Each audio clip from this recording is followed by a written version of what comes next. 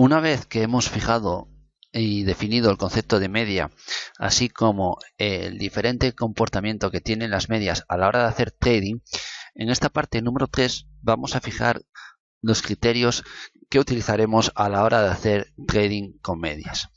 Para ello, podemos establecer una serie de criterios que nos pueden servir a la hora de poder hacer trading. En primer lugar, hay que tener en cuenta que la pérdida de una media móvil es una señal bajista y de una posible corrección que se considera que será proporcional al intervalo donde se defina la media, a su longitud y a la distancia donde se encuentre el siguiente soporte.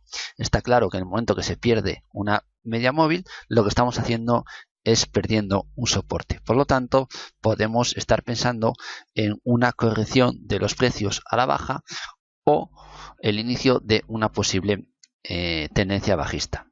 En segundo lugar, hay que tener en cuenta que al perderse una media que actúa como soporte, se convertirá en resistencia. El principal comportamiento de las medias a la hora de hacer trading habíamos visto que era su utilidad como soportes y resistencias. Por lo tanto, por definición, un soporte cuando deja de ser soporte se convierte en resistencia, y cuando una resistencia deja de ser resistencia se va a convertir en soporte.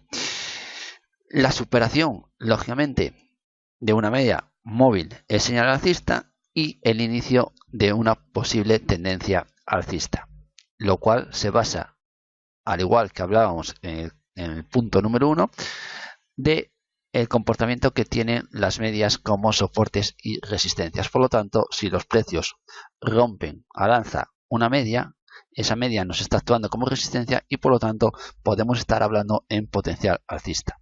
Y en cuarto lugar, podemos decir que la superación de una media que actúa como resistencia se convertirá en soporte. Por lo tanto, los 4 puntos que hemos intentado establecer se basan en el comportamiento de las medias como soportes y resistencias. Hay que tener en cuenta, como hemos dicho en otras ocasiones, es que cada trader puede definir la media que mejor se adapte a sus necesidades y por lo tanto puede definir la media que quiera utilizar según su longitud. Generalmente, lo lógico, aunque repito que cada trader sabe cómo tiene que definir sus medias, lo usual es utilizar una media de 20 sesiones, otra de 50 y otra de 200 sesiones. Cuando trabajamos con medias es muy importante tener en cuenta que existen dos comportamientos que se repiten habitualmente. El primero de ellos es que cuando la media posee una tendencia fuerte y bien definida, ya sea alcista o bajista, cualquier entrada en contra tiene altas posibilidades de fallar. Por lo tanto, lo que nosotros buscamos es operar siempre a favor de tendencia. Lo más lógico sería que si estamos largos y la media se pierde, deberíamos cerrar posiciones. Pero si la tendencia de la media permanece alcista, no deberíamos abrir cortos hasta que no se debilite la tendencia. Si se vuelve a superar la media, se volverían a abrir largos. En el caso de que estemos cortos y se supera la media, pues deberíamos de cerrar las posiciones cortas. Si la tendencia de la media es bajista, lógicamente no se abrirán largos hasta que se debilite la tendencia. Si se vuelve a caer por debajo de la media, se abrirán cortos, ya que en este caso la tendencia pasa a ser favorable. Por lo tanto, lo que buscamos también es aprovecharse del carácter de la media como indicador de tendencia. Y por lo tanto, cuanta más definida o mejor definida esté la tendencia de la media, más posibilidades tenemos de aplicar los criterios que hemos dicho anteriormente. Y en segundo lugar tenemos lo que son las tendencias laterales. Es un comportamiento, estamos indicando que se trata de un comportamiento del mercado en el que las medias generan numerosas entradas falsas. Cuando un mercado entra en movimiento lateral, lo más seguro es que lo haga encerrado entre dos niveles, un nivel de resistencia y otro nivel de soporte. Por lo cual, bajo este movimiento lateral de los precios, lo que intentamos es utilizar la media, pero colocando los stops cuando los precios alcancen las resistencias y los soportes entre los cuales se están desarrollando los precios. Si se produce el rebote sobre un soporte por debajo de la media, abriríamos largos y según se superen resistencias hasta superar la media, podríamos ir incrementando las posiciones largas, a la vez que se recolocarían los stops según se logran objetivos. Si se produce en cambio el choque en una resistencia que está por encima de la media, podríamos abrir cortos y se pueden ir incrementando según se van perdiendo los soportes. Cuando se pierde la media, se pueden incrementar los cortos y recolocar los stops a medida que se van alcanzando los objetivos. Todo esto que hemos dicho en las diapositivas anteriores, vamos a intentar plasmarlo en un caso práctico. Para ello, tenemos un gráfico en pantalla en el cual vamos a trabajar con dos medias. En color rojo tenemos representada la media móvil de 200 sesiones y en azul tenemos la de 50 sesiones. Vamos a intentar hacer una estrategia de trading a la vez que vamos haciendo una estrategia de recolocación de stops. Lo primero que tenemos que hacer es intentar trazar los niveles de soporte y resistencia a través de los cuales los precios han ido desarrollándose. Hemos trazado en azul las líneas horizontales de color azul, los soportes históricos, y en rojo las resistencias históricas. Lógicamente, para trazar estos niveles de soporte y resistencia deberíamos de ver el gráfico con mayor frame, mayor longitud o mayor número de sesiones, pero en principio, como ya sabemos trazar soportes y resistencias, suponemos que las tenemos ahí indicadas y pasamos a trabajar con el gráfico que tenemos en pantalla. En el primer recuadro estamos en una zona de apertura de cortos, ya que en ese momento nos estamos encontrando por encima de la media de 200 sesiones. Recordar que la media de 200 sesiones es la que está graficada en color rojo y la media de 50 en color azul. Por lo tanto, nos encontramos en una zona en la cual podemos hablar de apertura de cortos. Una vez que hemos realizado la apertura de cortos, lo que hacemos es fijamos nuestro stop loss.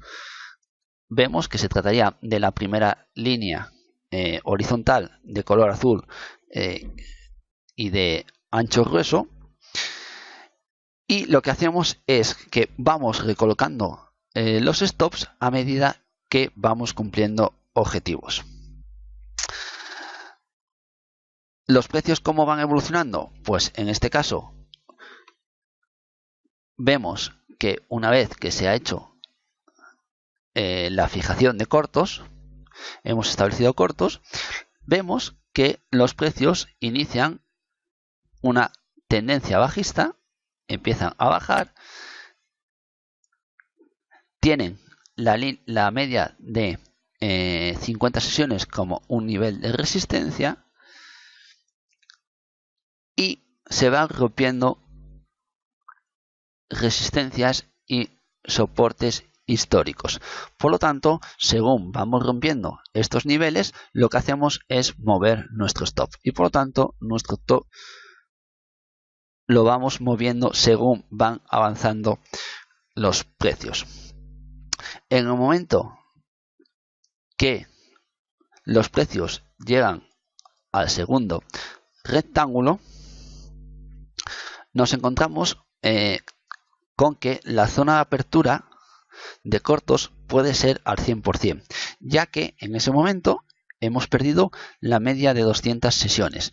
Vemos que los precios continúan bajando y rompen a la baja la media de 200 sesiones, la hemos perdido, una media que nos estaba actuando como un nivel de soporte, la hemos perdido y a la vez hemos perdido otro nivel de soporte de resistencia histórico. La tendencia, lógicamente, es claramente bajista, nos estamos cargando barreras continuamente y nos encontramos con las medias por encima de los precios, actuando por tanto ahora como resistencias. Volvemos a seguir la tendencia de los precios y lo que hacemos es ir moviendo nuestro stop loss según van avanzando los precios y según se van rompiendo niveles de soporte resistencia históricos. Si nos encontrásemos en el tercer recuadro, vemos que la tendencia pasa a ser a una tendencia alcista.